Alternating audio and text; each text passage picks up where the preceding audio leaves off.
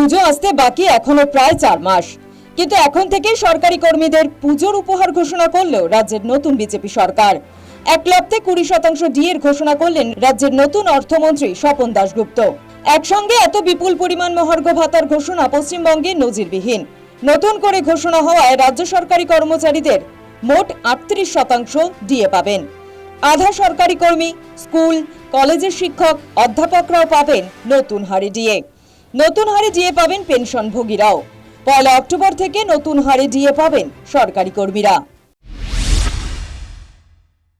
রাজ্য সরকারি কর্মচারী, আধা সরকারি কর্মচারী, শিক্ষক ও অশিক্ষক কর্মীবৃন্দ সরকারের কাছে কাজ ও নীতি রূপায়ণের গুরুত্বপূর্ণ ভূমিকা পালন করেছে। এদের এই অবদানকে স্বীকৃতি দিতে আমরা ঘোষণা করছি যে বর্তমানে 18% মহার্ঘ ভাতা ডিএ ওপর অতিরিক্ত 20% মহার্ঘ ডিএ দেওয়া হবে। মোট ডিএ হার হবে 38%। নতুন হারে মহার্ঘ ভাতা ঘোষণা হলেও কেন্দ্রীয় সরকারি কর্মচারীদের সঙ্গে রাজ্য সরকারি কর্মীদের ডিএর ফারাক এখনো 22%। ইতিমধ্যেই 2016 থেকে 2019 পর্যন্ত বকেয়া ডিএ দেওয়া হয়েছে।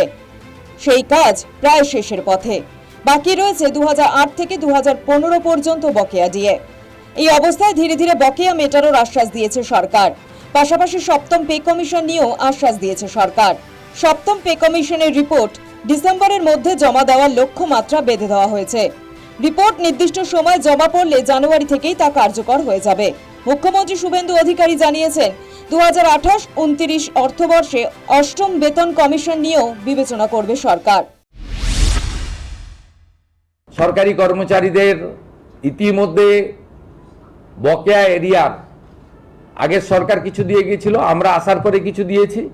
16 থেকে 19 কার্যত প্রায় ক্লিয়ার হয়ে গেছে। এবারে ওদের বাকি 8 থেকে 15 আছে, সেটাও ফান্ড অ্যাভেলেবিলিটির উপরে আমরা দিয়ে দেব। কর্মচারীরা অ্যাসিওর থাকতে পারেন, কারণ আপনাদের আন্দোলনের আমিও একটা পার্ট ছিলাম। আপনাদের কেন্দ্রের সঙ্গে রাজ্যের তফাৎ ছিল 42%, আমরা 20% ডিক্লেয়ার করে দিলাম। অক্টোবরে পেয়ে যাবেন। 7th পে কমিশনের কমিটি করে দেওয়া হয়েছে, সহযোগিতা করুন। আমি টার্গেট বেঁধে দিয়েছি ডিসেম্বরের মধ্যে পে কমিশনের রিপোর্ট দিয়ে দিবে, তাহলে জানুয়ারি মাসে আপনাদের কার্যকর করে দেবো আমরা। 7th পে কমিশন কার্যকর হলে আগামী অর্থবর্ষে অর্থাৎ 28-29 অর্থবর্ষে 8th পে কমিশনেরও কাজ, যা দিল্লিতে কেন্দ্রীয় সরকারের আয়োজন হয়েছে, আমরা সেটাও বিবেচনার সঙ্গে দেখব। উল্লেখ্য, বকেয়া ডিএ নিয়ে রাজ্য সরকারি কর্মীদের লড়াই দীর্ঘদিনের। আন্দোলন, অভিযান, বিক্ষোভ সবকিছুই হয়েছে। জল গড়িয়েছে আদালতেও। সুপ্রিম কোর্ট নির্দেশ দিলেও পূর্বতন তৃণমূল সরকার মহার্ঘ ভাতা দিতে গড়িমসি করেছিল। ভোটের মুখে সরকারি কর্মীদের মহার্ঘ ভাতা দেওয়া হয়। এই অবস্থায় নতুন সরকার ক্ষমতায় এসেই ডিএ নিয়ে বড় ঘোষণা করায় খুশি সরকারি কর্মীরা। মুখ্যমন্ত্রীর আবেদন মেনে সরকারকে সময় দিতেও প্রস্তুত কর্মীরা। 42% মধ্যে প্রায় অর্ধেকটা মেটানো হয়েছে, যদিও অক্টোবর থেকে দেওয়া হয়েছে, এই কয়েক মাস এখনো বাকি আছে। ঠিক আছে, অসুবিধা নেই, আমরা সরকারকে সেই স্পেসটুকু দিচ্ছি। বাকিটুকু সরকার মিটিয়ে দেবে, এটা মাননীয় মুখ্যমন্ত্রীর প্রতি আমাদের ভরসা আছে। নতুন সরকারের ডিএ ঘোষণাকে স্বাগত জানিয়েছেন রাজ্যের বিরোধী দলনেতা Ritabrata Bandyopadhyay. At a glance budget দেখে সুইপিং কমেন্ট করা যায় না, কিন্তু তবু 2-3টে পয়েন্ট। এক হচ্ছে, গভর্নমেন্ট যে বাজেট পেশ করেছেন, আমাদের মনে হয়েছে যে পরিকাঠামো নির্মাণ, ইনফ্রাস্ট্রাকচার ডেভেলপমেন্ট, পরিকাঠামো নির্মাণ যদি তার কোনো স্পেসিফিকেশন না থাকে, যতটুকু উল্টে আমরা দেখেছি যে পরিকাঠামো নির্মাণের কোনো ফিগার নেই। 2 হচ্ছে ইজ অফ ডুইং বিজনেস।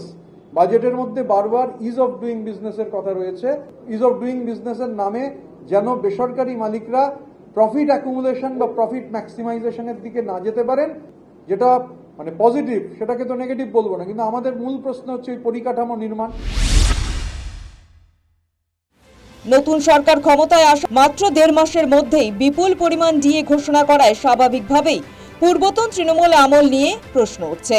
মুখ খুলতে গিয়ে পূর্বতন জামানার কেন্দ্রীয় বঞ্চনাকেই দায়ী করছেন তৃণমূল বিধায়ক কুণাল ঘোষ।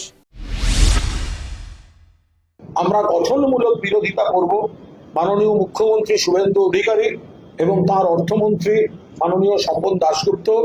তারা এই বাজেট ইমপ্লিমেন্ট করার জন্য তারা সময় নিন। আমরা জনগণ দ্বারা নির্বাচিত, আমরা আমাদের মতো করে নজর রাখবো। সরকারকে আমাদের যা আপত্তি হবে, আমাদের দলের যা সিদ্ধান্ত হবে আমরা জানাবো। সোমবারের বাজেটে ডিএ ঘোষণার পর দৃশ্যতই খুশি সরকারি কর্মীরা। নিজেদের মধ্যেই মিষ্টি মুখ করেন তারা। News time.